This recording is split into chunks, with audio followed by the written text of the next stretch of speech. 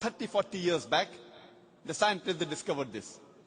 You ask him the question, but what you're talking about the Big Bang is already mentioned in the Quran, in Surah Anbiya, chapter number 21, verse number 30, which says, Avalam yaral lazina kafaru.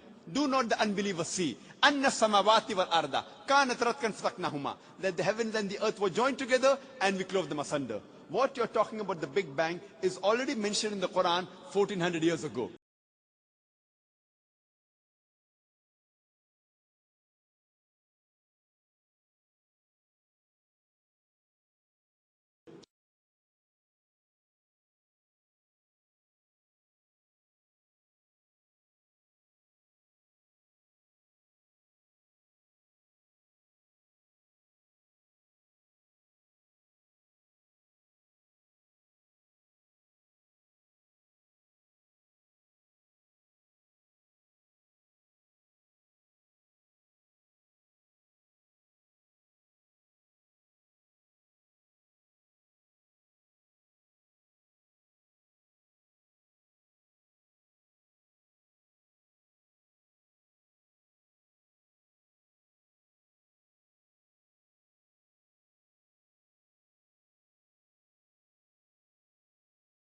So the atheist will tell us that previously we thought the moon has its own light. Recently we have come to know in science, recently means 100 years back, 200 years back, we have come to know that the light of the moon is not its own light but a reflected light. The Quran mentions 1400 years ago in Surah Furqan.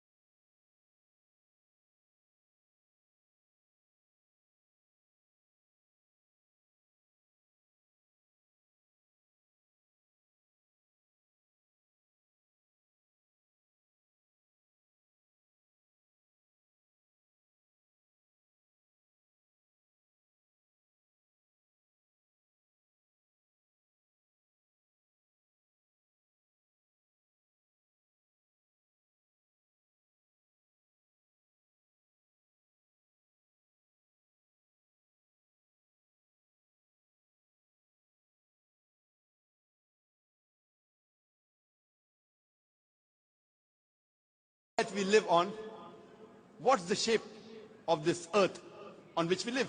The atheist will tell you it is spherical. When did we come to know?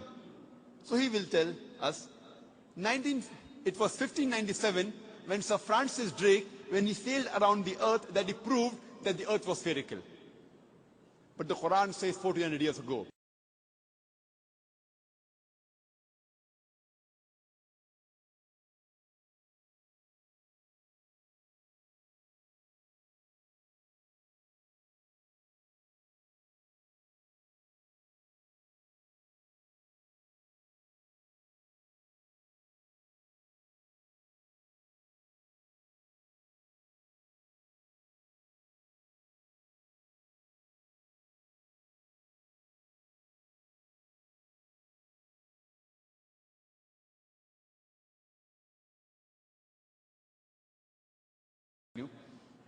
When I was in school, I had learned that the sun was stationary.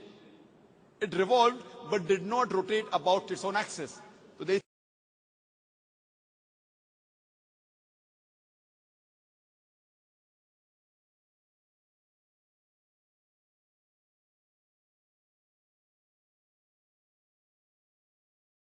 I had learned the sun was stationary, did not rotate about its own axis.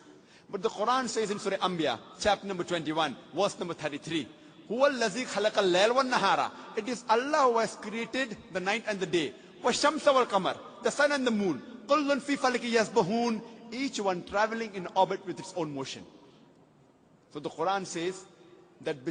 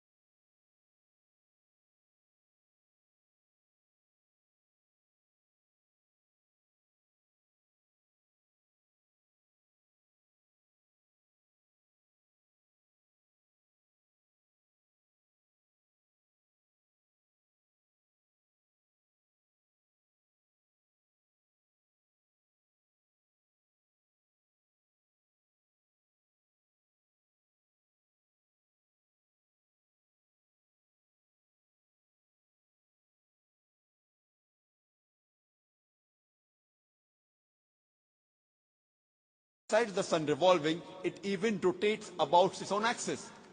Who could have mentioned this in the Quran 1400 years ago? And the atheist will be silent. There'll be a long pause. Don't wait for the reply. You can keep on continuing.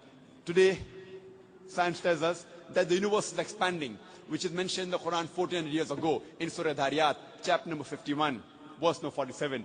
The Quran speaks about the water cycle which we learnt in school.